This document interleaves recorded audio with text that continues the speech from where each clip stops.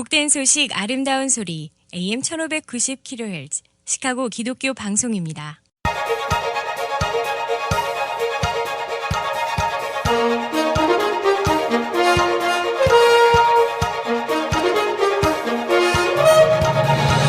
김정일 해설위원의 시사 해설. 세상을 넓게 봅니다. 삶의 지평이 넓어집니다.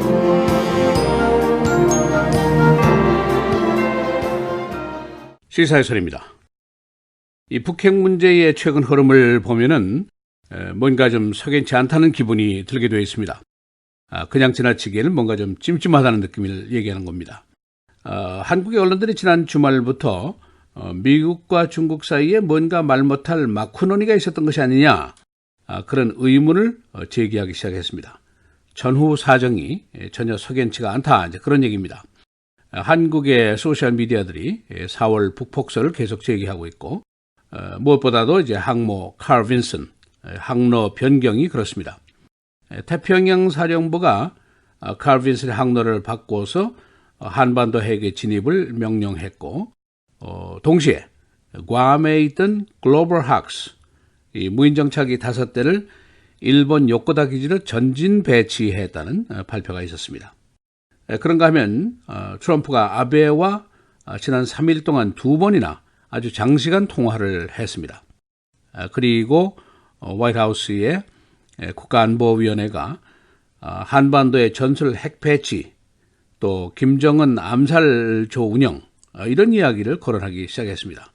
또 게다가 주일 대사가 갑자기 일본으로 복귀하는 것이 발표가 됐고, 트럼프는 시리아에 대한 미사일 공격을 했습니다. 이 무엇보다도 대단한 관심을 집중시켰던 트럼프와 시진핑의 회담, 끝이 났는데도 불구하고 뭔가 말이 없다는 것이죠. 공동 성명도 없고 공동 기자회견도 없고 그냥 묵묵부답입니다. 그런가 하면은 북한의 제6차 핵실험설이 꽤 신빙성 있게 들리고 있습니다. 결국 미국과 북한이 충돌 궤도에 위치하고 있는 것이 아닌가, 이런 생각 때문에 석연치 않은 감정을 쉽게 지울 수가 없는 것으로 보입니다.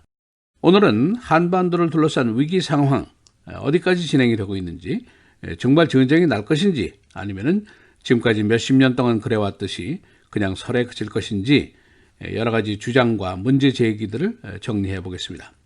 이 새로운 주장이 나오고 있는 것은 한국 언론들입니다.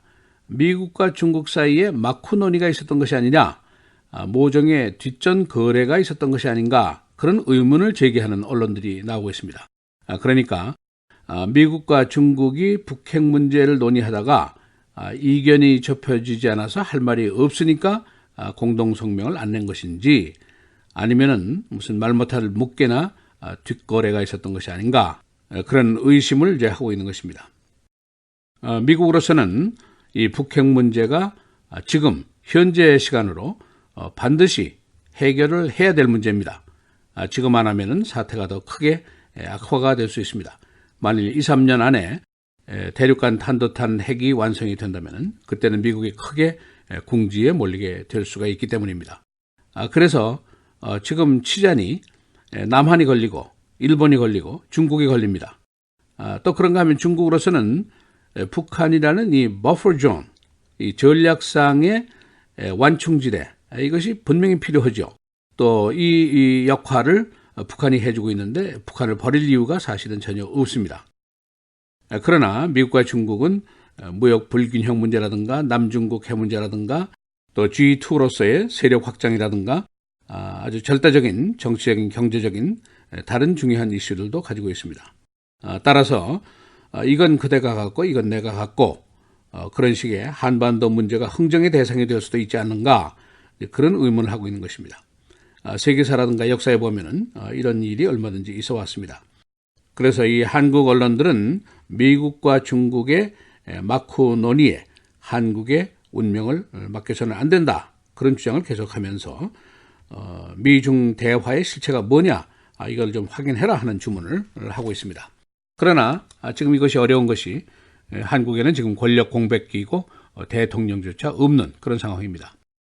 이 트럼프와 시진핑의 정상회담을 놓고 혹자는 세계의 단판이다, 이렇게 명명을 했고, 또 혹자는 two strong men's 대결이다. 이렇게까지 얘기를 했습니다.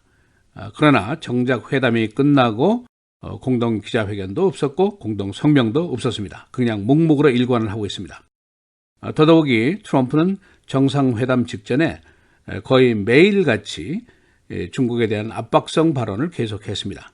선제 공격을 하겠다, 단독 행동을 하겠다, 그런 위협을 계속했는데 그러나 정작 이틀 동안이나 시진핑과 얼굴을 맞대고 대화를 한 트럼프가 갑자기 꿀먹은 뭐가 된 듯한 모습을 보이고 있다. 이게 어떻게 된 판이냐? 그런 얘기입니다. 이런 의심의 배경에는 아주 다채로운 광경이 지금 전개가 되고 있습니다. 그 첫 번째 광경이 칼 빈슨 항모입니다. 한반도로 지금 진입을 하고 있는데 칼 빈슨은 바로 전 한미 합동군사훈련에 참가를 하고 그 이후에 싱가포르로 귀향을 할 예정이었습니다.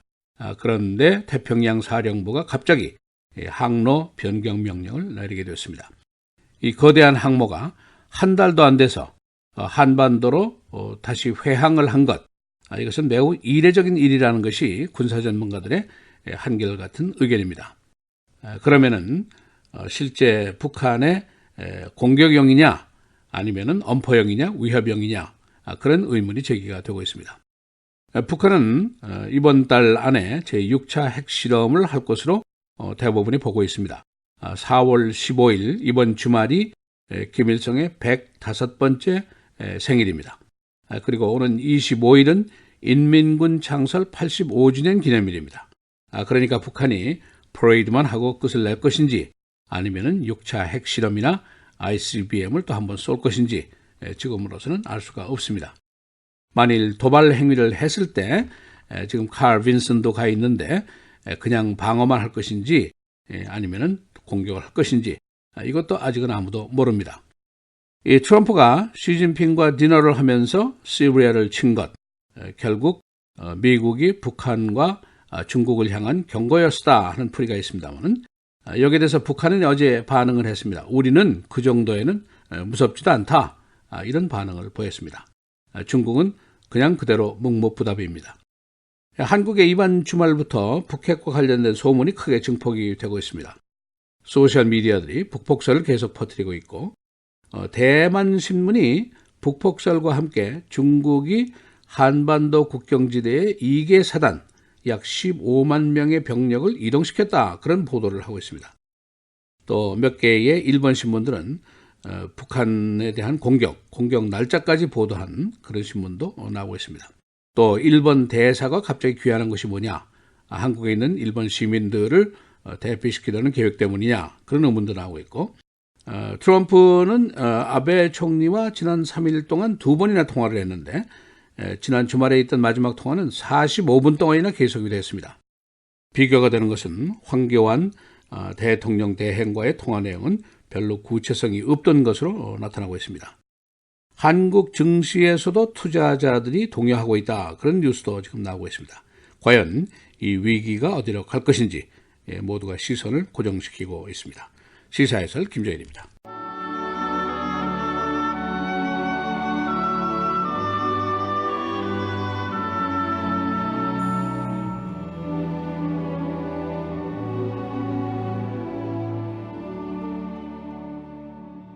그리스도의 고난이 우리에게 넘친 것 같이 우리가 받는 위로도 그리스도로 말미암아 넘치는도다.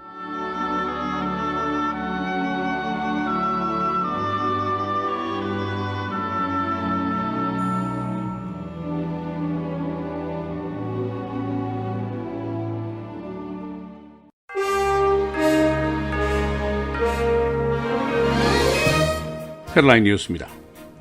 항모 칼 빈슨호가 한반도 해역으로 계속 향하고 있습니다. 이 항모는 태평양 사령부의 항로 변경 명령을 받았습니다. 지난 주말부터 한국 내 소셜미디어들이 4월 북한 폭격설을 퍼뜨리고 있습니다. 미국은 시리아 지지를 계속하고 있는 러시아에 대해서 경고를 보냈습니다. 오늘부터 이태리에서 G7 회담이 열리게 되는데 대부분 G7 국들이 러시아의 시리아 지지 중단에 대한 압력을 행사할 것으로 보이고 있습니다. 렉스 틸러슨 장관이 이번 주 모스크바에서 라브로프 러시아 외무장관과 회담을 갖게 됩니다. 틸러스는 2013년도에 약속했던 러시아의 시리아 내 화학무기 재고를 계속 요구하고 있습니다. 러시아는 알 아사드 정권이 테러리스트 극렬주의를 막을 수 있다고 주장하고 있습니다. 이집트가 국가 비상령을 내렸습니다. 종려주일에 벌어진 교회 테러 때문입니다. 두 개의 테러로 49명이 숨지고 80여 명이 부상을 당했습니다. 아이시스는 이번 테러가 자신들의 소행이라고 선언했습니다. 닐 고르시치 판사가 오늘 대법원 판사로 취임하게 됩니다. 113번째 대법원 판사입니다. 이로써 1년여 전부터 결혼이 생겼던 연방 대법원이 9명의 판사로 채워지게 됩니다. 마스터스 토너먼트, 스페인의 스타 골퍼인 세르지오 가르시아가 챔피언이 됐습니다. 그는 어제 서든 데스까지 가면서 저스틴 로즈를 2타 차로 이겼습니다. 시카고 경찰은 경찰관 관련 총격 사건의 비디오 테이프 공개를 지연시키고 있습니다. 라쿠인 맥도널드 사건 이후에 시카고 경찰은 90일 이내 비디오 공개를 원칙으로 하고 있습니다. 현재 사건은 드웨인 롤렛 사건, 변호인 측도 공정한 재판을 위한다는 이유로 비디오 공개 지연에 동의했습니다.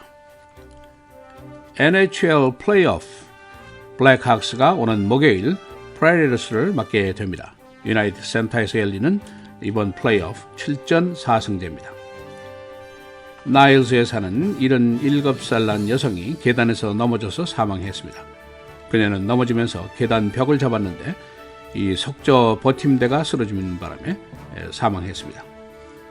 날씨입니다. 오늘 흐리겁이 최고 73도, 화요일 맑고 흐리고 53도, 수요일 맑고 58도, 목요일 흐리겁이 64도, 금요일 대체로 흐리고 65도입니다.